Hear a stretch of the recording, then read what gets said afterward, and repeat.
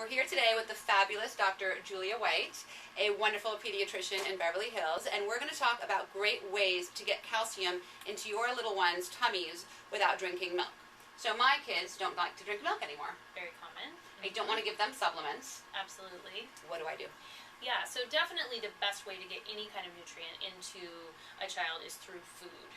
Multiple studies are showing that supplements just really aren't as good, and there may be, some adverse effects to it as well. Now, calcium, of course, is most plentiful in dairy products. However, when kids don't like dairy products, or say they're lactose intolerant, or even allergic to cow's milk protein, there are other ways you can get calcium in the diet. The biggest way is going to be one of the best ways is going to be through your green leafy vegetables. So broccoli is actually quite high in calcium. Kale is pretty good in calcium.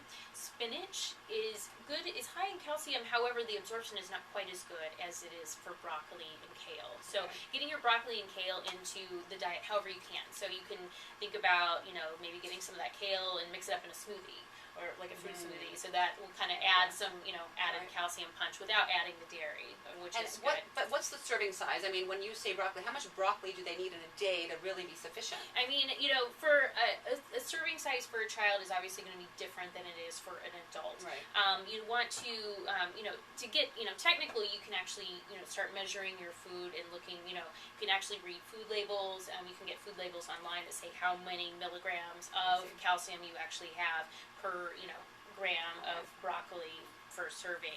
But in general, you want your children to have anywhere between 3 to 5 servings of fruits and vegetables every day. So, we generally say a serving size, about the size of their fist. Okay. So as they're growing, a size of your fist, is a kind of a good gross reference. Okay. As far as like a serving size. 3 to 5 serving sizes of your fist, they need to make sure they're getting the calcium they need in the body. Yeah, but that's one way you can get calcium. Another way you can also get calcium is going to be, believe it or not, even the non-dairy products such as like almond milk or soy milk or rice milk. Those are actually supplemented with calcium and vitamin D as well. So even though they may not be drinking the actual dairy products, if you're getting any of the other kinds of products in, then that is going to have some value as well. So we talked about green leafies, we talked about the dairy, supplements.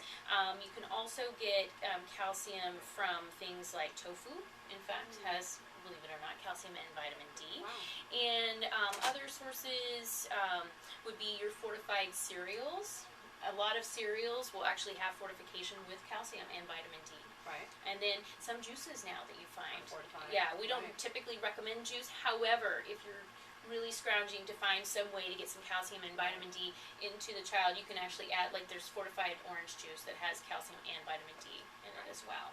Okay, great. Okay. So your kid will not be lacking calcium if they don't want the dairy, and the serving size, I always wanted to know, now I know, their fist size is serving size. Roughly, again, if you want to know exactly how much calcium your child is taking, a good way to do that is kind of like look what they eat throughout the day, but you can kind of measure food, or kind of, a rough estimate, with the serving sizes. Go online, read your food labels. Your food labels are actually quite important and can be very valuable in determining how much calcium your child is actually getting. Right.